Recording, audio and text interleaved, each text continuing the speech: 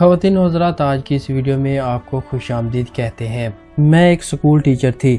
یہاں ایک لڑکا اپنی بھتیجی کو چھوڑنے روز آتا۔ وہ تقریباً روز میرے سامنے آتا، جسے میں نظر انداز کر دیتی۔ پھر تقریباً 3 سال تک وہ مختلف ذرائع سے مجھے پیغامات بھیجاتا رہا۔ پھر آہستہ آہستہ پتہ نہیں کیا ہوا، میرا دل بھی اس کی طرف مائل ہو گیا۔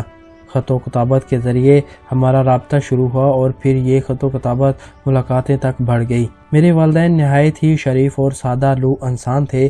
اہل علاقہ میرے والدین کی نہایت عزت کرتے تھے۔ آج تک کسی نے میرے والد کو کسی کے ساتھ اونچی آواز میں بات کرتے نہیں سنا تھا۔ کچھ ہی عرصے کے بعد میں نے گھر میں شادی کے لیے شور ڈالنا شروع کر دیا اور اپنی پسند سب کو بتا دی۔ میری والدہ اور والد نے مجھے بہت سمجھایا، مگر میں نہ مانی۔ میں نے کہا کہ اگر آپ نے میری اس سے شادی نہ کی تو میں اس کے ساتھ بھاگ جاؤں گی۔ میرے سر پر نام نہاد پیار کا بھوت سوار تھا۔ بہرحال میرے تمام گھر والے میری شدید مخالف ہو گئے، مگر میں بھی اپنی ضد پر اڑی ہوئی تھی اور آخرکار میرے بھائی اور بالخصوص ابو چاروں ناچار میری شادی کے لیے تیار ہو گئے۔ وہ راضی نہ تھے، مگر اپنی عزت کے لیے شادی کی اجازت دے دی۔ شادی یوں ہوئی کہ ایک محبت کے لیے میں نے ساری محبتوں کو اپنے پاؤں کے نیچے رونت ڈالا۔ رخصتی کے وقت میں نے دیکھا کہ میرا باپ گلی کی نکڑ پر کھڑا ہے اور بے بسی سے آنسو بہا رہا تھا، مگر میں خوشی سے سرشارج گاڑی میں بیٹھ کر چلی گئی۔ میں نے اپنے ماں باپ کے ارمانوں، محبتوں، چاہتوں اور دعاؤں کو بھول کر ایک انجان شخص کو اپنا جیون ساتھی بنا لیا۔ تمام رشتے میں بہت ہی زیادہ خوش تھی کہ میں نے جو چاہا تھا اسے پا لیا۔ میرے شوہر بھی بہت ہی زیادہ خوش تھے کہ ہمیں ہماری محبت مل گئی، مگر جن لوگوں کو میں اپنا سمجھ کر آئی تھی، میرے اس گھر میں قدم رکھتے ہی تمام گھر والوں کے رویے بدل گئے۔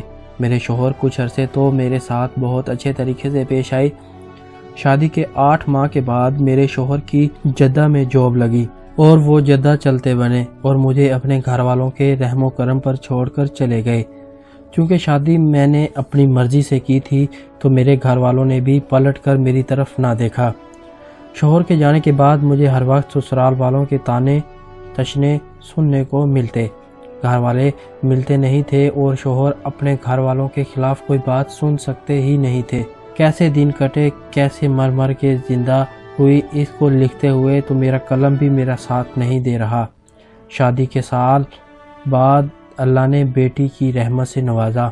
بعد ازاں کچھ حالات ایسے ہوتے گئے کہ سسرال سے دھمکی ملتی کہ دھکے دے کر نکال دیں گے۔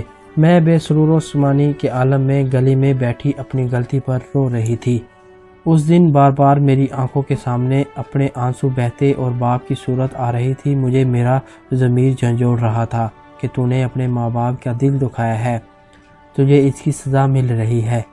خیر میں نے شوہر کو جدہ فون کیا تو انہیں محسوس ہوا کہ اب پانی سر سے گزر چکا ہے، تو انہوں نے کسی کو کہا یا کہلوا کر فوراً میرے لیے علیحدہ کرائے پر مکان کا بندوبست کیا اور 4 گھنٹوں کے اندر اندر میں اپنے انجان گھر اور انجان محلے میں تھی۔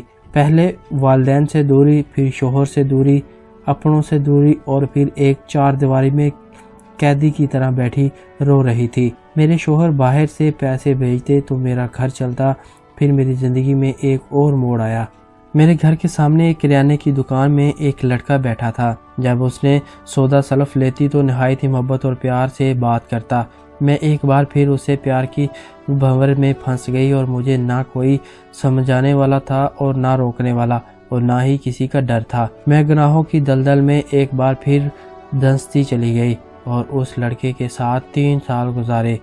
نہ مجھے خدا یاد تھا اور نہ ہی خدا کا ڈر۔ تقریباً 3.5 سال کے بعد میرے شوہر واپس آئے اور اس علاقے سے دور ایک جگہ پر اپنا مکان خریدا اور اسی طرح میرا اس لڑکے کے درمیان گناہ کا تعلق ختم ہوا۔ بعد میں بھی وہ کبھی میرے پیچھے نہ آیا اور واپس آ کر میرے شوہر نے اپنی بیٹی کو بھی دیکھا اور اس کے بعد جب اپنے گھر والوں سے ملنے کے لیے گیا تو تب سے اب تک اس کے رویے میں میرے لیے کوئی تبدیلی نہ آئی۔ میرے شوہر سال بھر فارغ رہے اور رات کو دیر سے آنا اور اس کا معمول تھا۔